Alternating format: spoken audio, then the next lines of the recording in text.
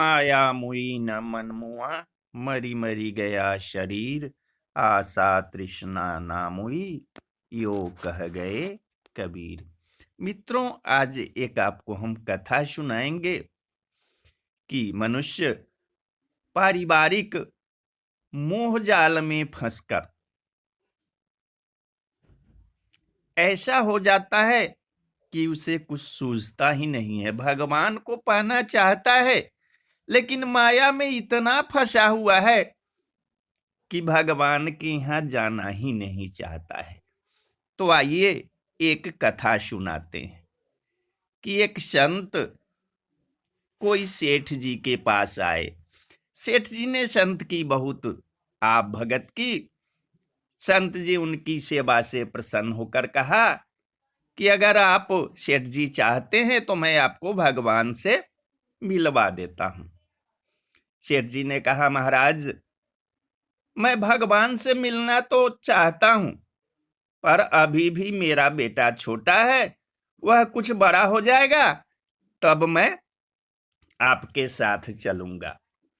कुछ दिन जब बीते तो फिर संत जी आए कि बोले कि अब आपका बेटा तो बड़ा हो गया है, अब चलिए।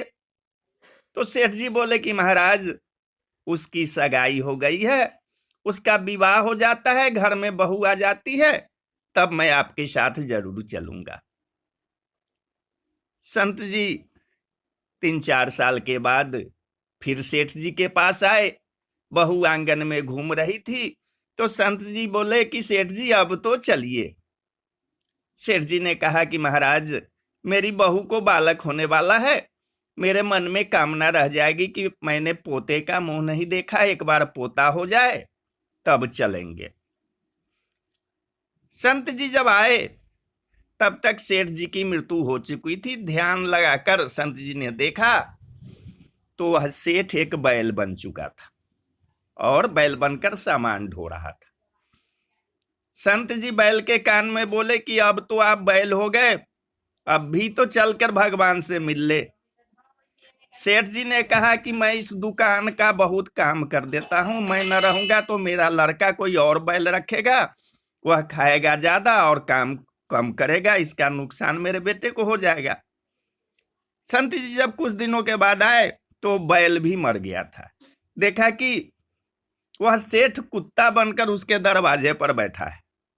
संत ने कहा कि कुत्ता से कहा कि अब तो आप कुत्ता हो गए, अब तो चलिए भगवान से मिल लीजिए। कुत्ता बोला, महाराज, आप देखते नहीं कि मेरी बहू कितना सोना पहनती है, अगर कोई चोर आया तो मैं भौंक कर भगा दूंगा, मेरे बिना कौन इनकी रक्षा करेगा। संत चले गए। अगली बार जब संत जी आए तो कुत्ता भी मर गया था और सेठ गंदे नाले पर मेढक बने टर टर कर रहा था। संत को बड़ी दया आई, बोले, सेठ जी, अब तो आपकी दुर्गति हो गई और कितना गिरोगे, अब भी चल पड़ो।